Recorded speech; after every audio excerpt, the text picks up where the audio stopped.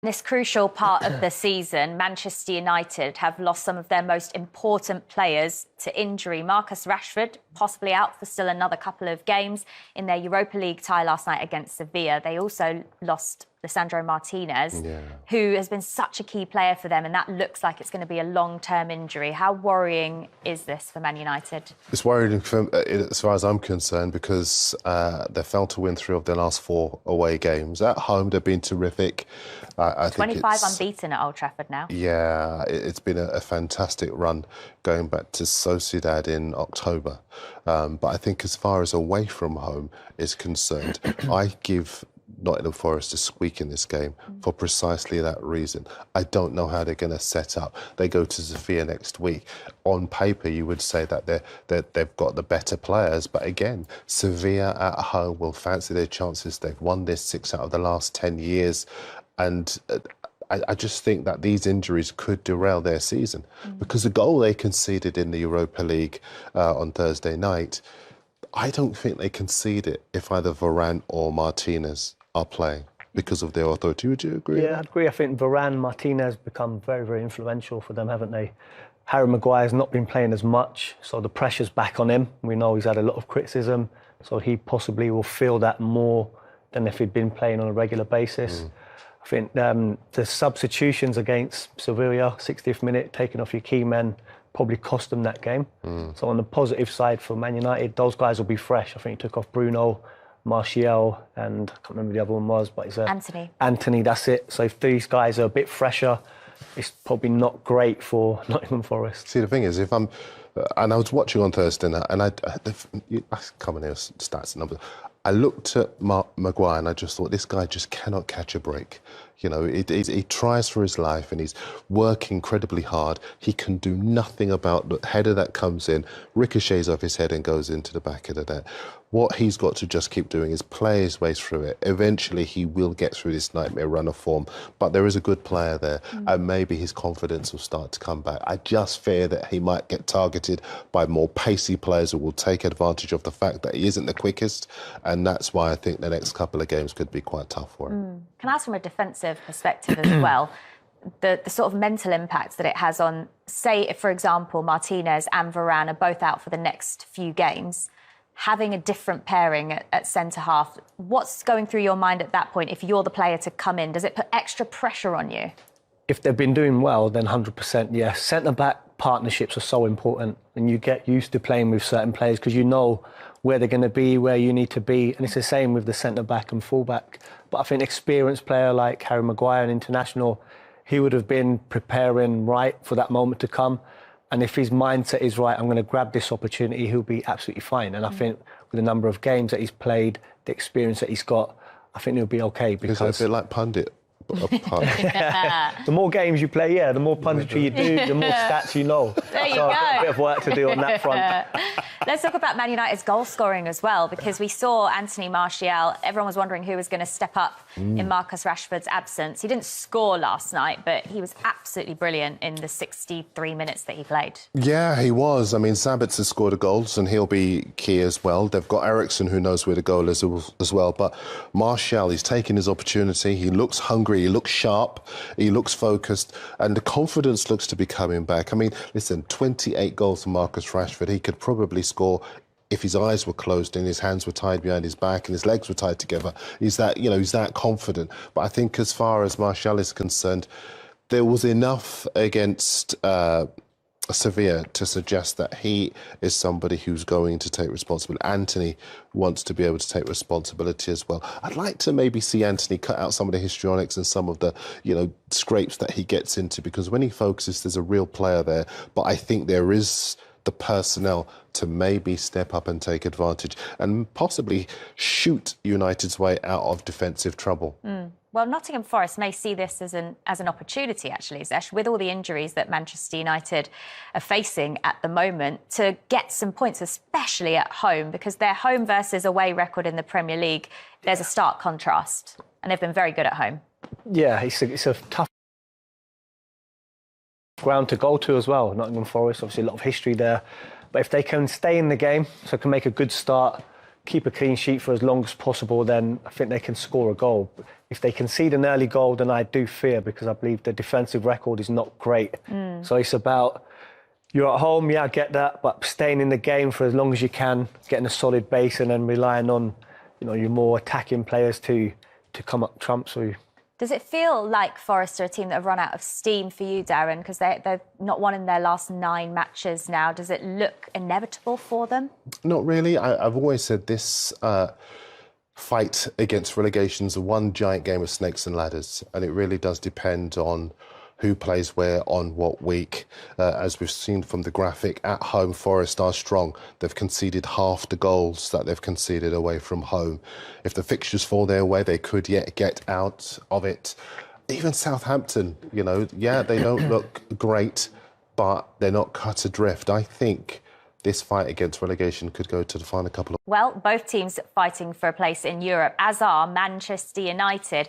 And on Sunday, they travel to Nottingham Forest, who are fighting to stay in the division. Let's hear from Erik Ten Hag, but first, Steve Cooper. Erik, I know it's not been long, but do you know any more about Martinez or Varane or any of the players who missed last night? Sorry, no, it's not even 24 hours, so I don't have a complete diagnosis, so I can't tell in this moment.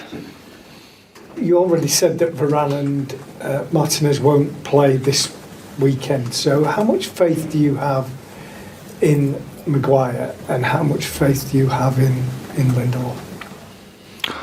A lot. I think they are decent centre halves, and they proved in the past. They proved this season. I think we have 4 or 5 very good centre halves, so who can do the job.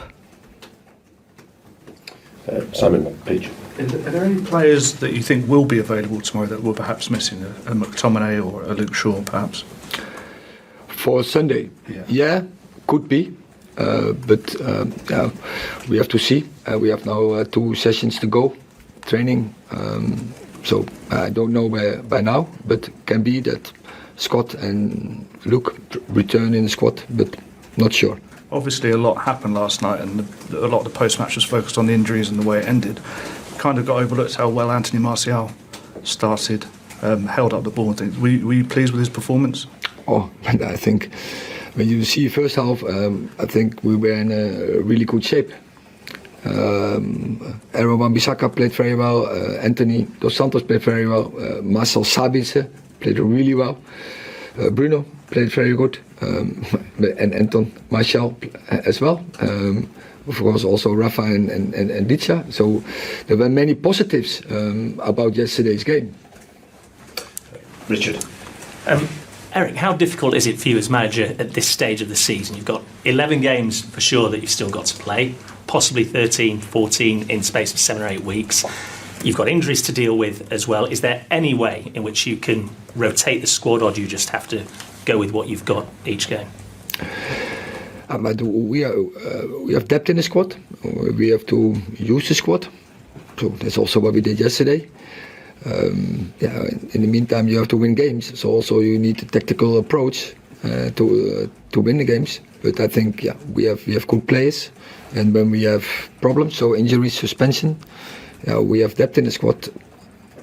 Can I ask your thoughts on Nottingham Forest as well? I mean, you've played them 3 times, including the League Cup already this season, but they've obviously got plenty to play for as well. They're not going to lie down for you. I think what place they are, and we know what we can expect on Sunday. They are in a survival mode, and they will run for their lives. So we have to be ready for that game. Thank you. Samuel. With Martial having played so well last night, have you got an idea of when he will be able to complete 90 minutes? Because it has been a while since he finished a game.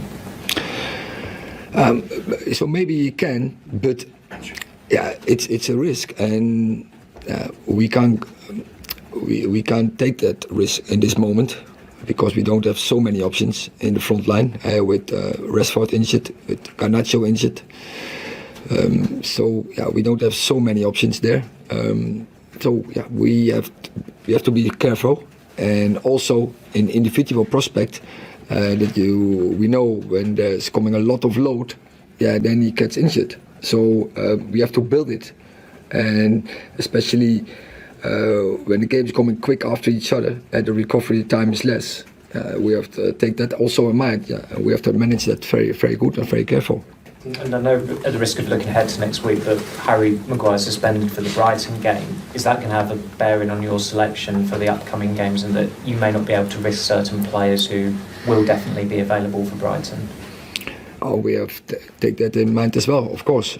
We know that Harry is suspended, but it's good. I think he played very good against Everton yesterday. He came in, for me also very good. And the coming games, it's up to him. But around, we have to take that in mind that he is suspended for the game against Brighton. James. Eric, there were some claims from Argentina, I don't know if they're correct, that Martinez might have been a broken metatarsal in his foot. Is there any truth in that? I can't say in this moment. When we have news, we will give it straight to you. But let's do the medical, do their assessment, that fully diagnose, complete diagnose, and then we will give the news. But yeah, I think it doesn't change at this moment. But you've no idea about what it might be? Yes, I have an idea, but I don't go in speculation. Rob. Rob. Eric, I'm sorry. Both Rob.